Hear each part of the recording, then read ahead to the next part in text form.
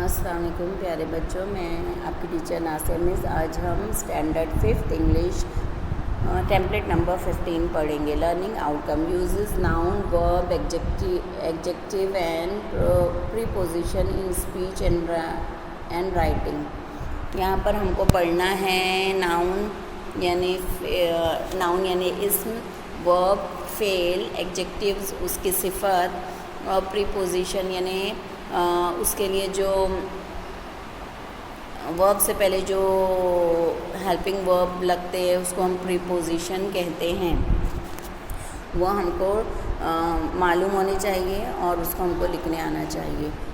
Instruction for teachers, parents, facilitators, make word card, pictures card and sentence strip. हमको आपको sentence, word card और pictures के ज़रिए ये समझाना है। Always show demo before any new activity action. हमें आपको हमेशा पहले समझाना है, फिर नई एक्टिविटी देना है। Focus on speaking and writing skill. आपके बोलने की और लिखने की महारत पे हमको ध्यान देना है। इंस्ट्रक्शन फॉर स्टूडेंट, बच्चों आपको क्या करना है? Respect the facilitators and listen to instruction carefully. आपको जो समझा रहा है, जो पढ़ा रहा है, आप उसको इज़्ज़त करेंगे, उसको सुनेंगे और अपनी जो भी एक्टिविटी है उसको ध्यान से देखेंगे और सुनेंगे। Participate actively in pair in group. आप ये एक्टिविटी जोड़ियों में भी कर सकते हैं। Support and learn from each other. आप एक दूसरे की मदद करेंगे और एक दूसरे से सीखेंगे। Learning activity, facilitator shows the word card and chart and conduct the following activity. हमें आपको वर्ड चार्ट वगैरह दिखाकर ये एक्टिविटी आपसे कंप्लीट करवानी है। Write suitable word from the following words into the sentence. यहाँ पर हमको सेंटेंस से सूटेबल वर्ड से ये कंप्लीट करना है। For example, it is dash house. घर कैसा है? छोटा हो सकता है, बड़ा हो सकता है, खूबसूरत हो सकता है। तो यहाँ बताया है सॉल्व करके example, it is a beautiful house यानी बहुत खूबसूरत घर है। आई कॉट अ डैश फ़िश हमने कैसे पकड़ी है? स्मॉल पकड़ी है, बिग पकड़ी है, कोई कलर बता सकते हैं। तो आई caught a golden fish, I caught a big fish. I saw an dash man. मैंने कैसा आदमी देखा है? एन ओल्ड मैन, मैंने एक बूढ़ा आदमी देखा। Once there was a dash woman, once there was a beautiful woman. यानी हम इस तरह कोई भी उसकी सिफत डाल के ये कंप्लीट कर सकते हैं। Choose one word but phrase from each shape and meaningful sentences. अब हर एक में से एक वर्ड लेना है और मीनिंगफुल सेंटेंस बनाना है। यहाँ देखो, जैसे पहले में दिया है the lion, the mouse, a cat, a dog, a meat, Nina, famine, a few man, हाँ। Slept, run, jumped, climbed, walk, fell, under the tree, to the wall, from the tree, a wall, behind the wall, on the mat, in the box। मैं एक दो example आपको बता देती हूँ। A lion walked behind the wall या under the tree। The mouse climbed on the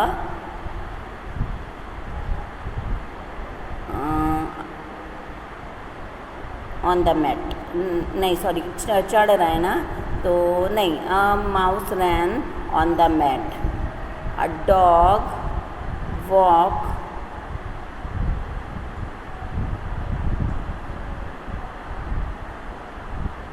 behind the wall.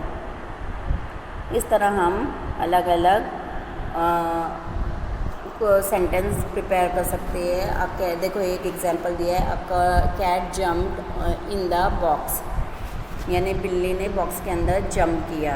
Solve activity, facilitator shows demo of the activity with the help of co facilitator और a student ही demonstrate as describe above. यानी यहाँ पर मैंने कुछ जुमले आपको बता दिए, वही हमको करना था।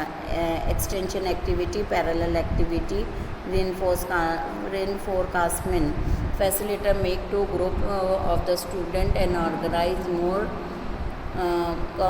organize one competition. One group will show the word card and other group will show a related picture card and reply by framing a short phrase. Correct answer carries 5 marks. इस तरह आप अपने घर में 2 ग्रुप बनाकर game खेल सकते हैं कि एक बच्चा कुछ वर्ड बताएगा और दूसरा उससे रिलेटेड पिक्चर बताएगा और उसे छोटा सा फ्रेज़ या सेंटेंस कंप्लीट करेगा। जैसे यहाँ तकिया बताया, तो तकिया क्या होता है, नर्म होता है, तो उसके लिए कार्ड है फ्लफ़ी। घर है, कैसा दिख रहा है, बड़ा, तो बिग। लेमन होता है, लीमू होता है, कैसा होता है, खट्टा, तो टेंगी यानी खट्टा। बिस्किट होती है, वो कुरकुरी होती है, तो उसके लिए क्रंची। तो अब हम फ्रेज़ बनाएंगे। Fluffy pillow, big house, tangy lemon या टेंगी फ्रूट, क्रंची बिस्किट्स। इस तरह हम बनाएंगे। Evaluation, make many short phrases bye joining describing words and related word. तो आपको इसी तरह बहुत सारे फ्रेज़ बनाना है। कैसे, डिस्क्राइबिंग वर्ड हमने पहले पढ़ चुके हैं, यानी सिफत जो किसी के बारे में ज़्यादा बताए। जैसे फैट यानी मोटा, फैट बॉय, थिन गर्ल, और इसी तरह बिग रोप। यानी हम पहले एक कोई भी सिफत लेंगे और साथ में नाउन को जोड़कर फ्रेज़ तैयार करेंगे। इस तरह आपको तैयार करना है और अपनी ब्रिज कोर्स की कॉपी में लिखना है। चलिए, अल्लाह हाफिज़। Hello everyone. I've got a grammar lesson for you today. We'll be exploring nouns, verbs, and adjectives, which are all types of words. Let's go. Let's start with my favorite, nouns. Nouns are words we use to describe people, places, or things. Here are some examples. Farmer, town, bottle. Can you spot the noun in this sentence? The river used to flood. Yes, it's river, because it is a thing. Next, verbs. These are the busiest of words that describe an action. They just love doing things. Let's start with play. Think. Hurry. There's a verb in this sentence. Can you see it? The critics loathed the play. Yes, it's loathed because that's what the critics did. So remember, verbs are action words.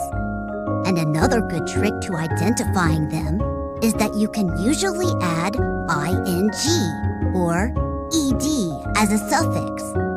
For example, as we know, play is a verb, but it can also be playing or played. Adjectives are super cool.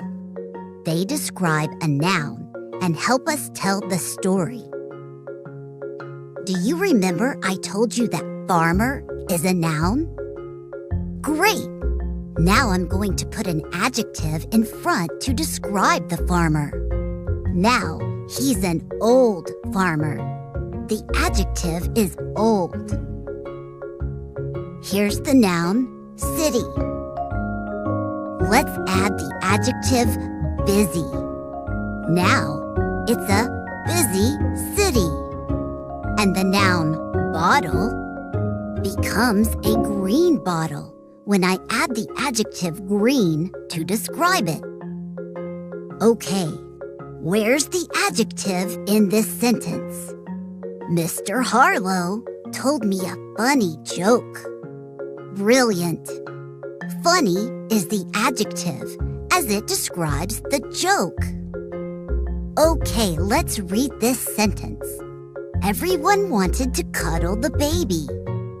Is the word cuddle an adjective or a verb in this sentence? Yes, it's a verb. Cuddle is an action. Awesome learning. Okay, it's fantastically funny joke time. When is a door not a door? When it's ajar. See you later.